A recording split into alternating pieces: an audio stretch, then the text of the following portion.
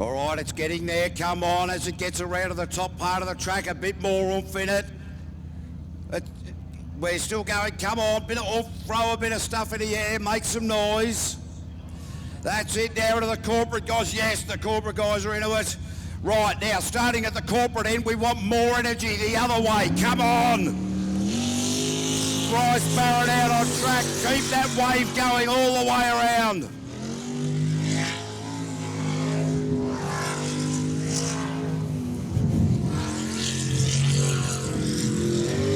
So Bryce and Kylie Barron out on track.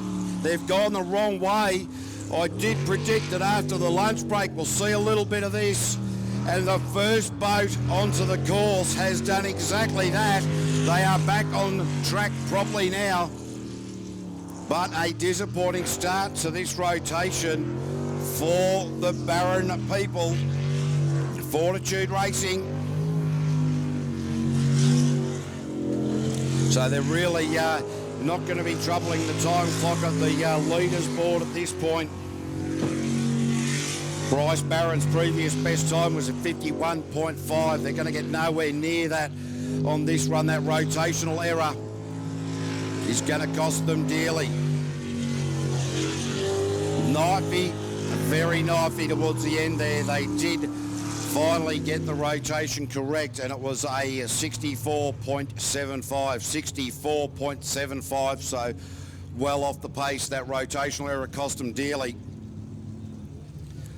This is that moment the drivers and the navigators, the crew chiefs, the engine builders have all just had that moment to rest and relax. They've got to reset the brain. I saw some guys out there like the old vintage car style handles just trying to turn the cogs over. Chris Rasmussen and Holly Sutherland now in the Venom machine from New Plymouth. Their previous best was a 52.6. Oh, very hesitant in the Lucas Oils roundabout. Came right off the power. Nice lines up through that centre channel to the top part of the course. A big ease off coming into Lucas. Need to carry a little bit of speed into there. Into the all-important hairpin. Got out of that one really well indeed. All wide coming back towards commentary. The split at a 33.7. That's reasonable. The right-left combination, that'll put a lot of G-forces into the helmets. A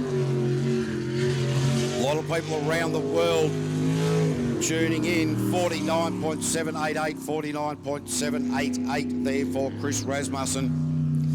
A lot of people tuning in around the world on the live stream. G'day to all of you. It is fantastic. Love seeing your comments and hearing that you're enjoying the show. Eric Werner was in an airport there, I think it was LA, and listening to the live stream, and a lady came up and asked him if he could turn it down, and 10 more people walked up and asked if he could turn it up. So great to see that live streaming around the world is really starting to enjoy a big renaissance for jet sprinting. Sam Gray now, Mike Allen coming out to face the starter.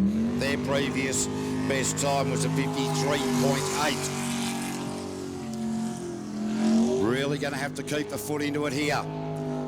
This is the time to shine, because the next round will be sudden death eliminations. Need to get this one right. Need to get the rotation correct. Need to get the pace on. Need to develop that confidence. All very sort of turned that into a bit of a hexagon up the top part of the track there. Bit of a back on into the hairpin. Not too bad. Oh, there was a hesitation. He nearly went left there. Only through the smart work and navigator Mike Allen there just got him into there. This is where he nearly went earlier. That slight hesitation.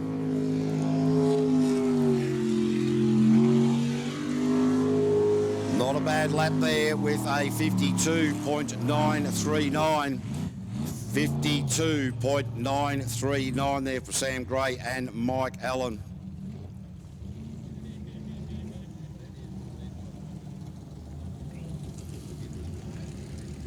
Carl Beaver, the next boat out with the Beaver reliever, Jay Amon, doing the navigational duties. Interestingly, this couple, their first race meeting at Wanganui had a reasonable sort of crash. It broke Jay's arm, the navigator, and well, she raced for the rest of the season with her arm in a cast. So certainly got plenty of fortitude. The lady in the silly seat, no doubt about that. Recently engaged as well.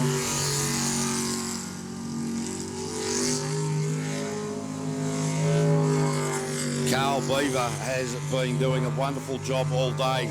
Fastest time in the Group B was a 48.9. So very, very well done. Oh, really wide around Lucas Oils. Another few centimetres and that could have been very ugly.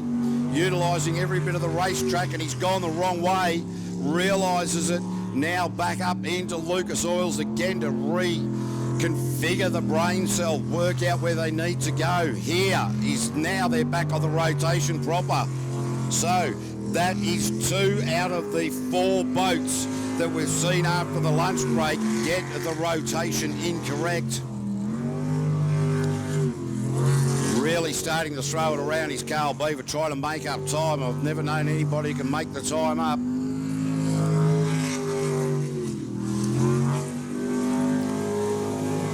So a 64.643 there for Carl Beaver and Jay Amon.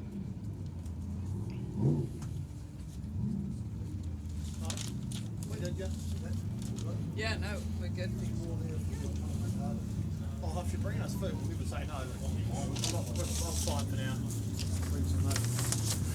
So don't forget the merchandise, ladies and gentlemen, over near the Bouncy Castle, the Southern Jetsprint Club merchandise. Hats are $20 and the drink coolers are $10 right near that Bouncy Castle. Oh, I forgot to go over and have a go on the Bouncy Castle at lunchtime. Oh.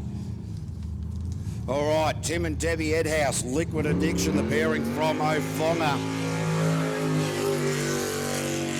Reigning New Zealand champions in this category. Have not had the greatest of days, had a rotational error or two early in the qualifying runs. A few hesitations in qualifying 3. Stitched it a little bit together in qualifying 4. Now we're in 5. Have they got their brains switched on? Looking pretty good at the moment. Tim Edhouse just nailing that hairpin. Really squeezing the throttle down the front chute for the split at a 34.229. That split will see them in a really good standing at the moment as far as the rest of the field go. Now just got to be able to bring it home strong. Opening up the apex did Tim Edhouse, did it beautifully at a 50.883 straight to number 2. Chris Rasmussen leading the charge at the moment with a 49.788. That was his best time of the day.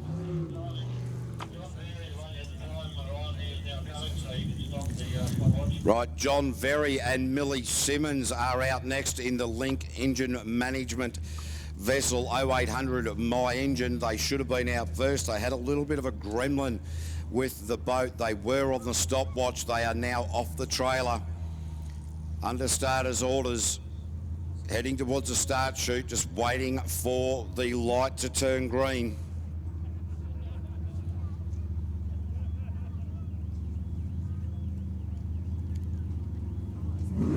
Away they go.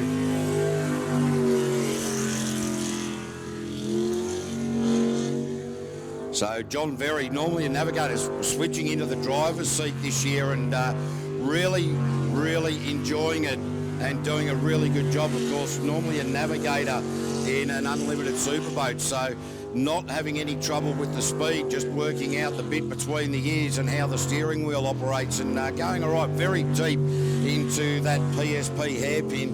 Would have lost a little bit of time off the back of that. In the Group B category, you haven't got the raw power to get yourself out of trouble, so it makes that very difficult. The split at a 34, so he's down on the split.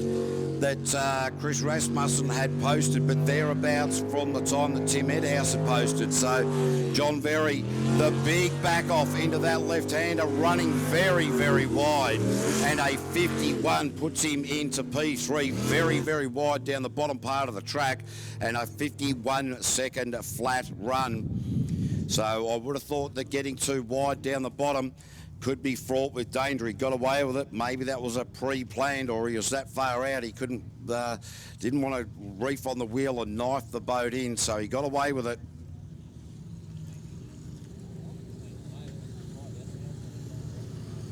You can see now some of the Group A boats down on the ramp. All right, we are about to hear the music, the change of class into the Group A category.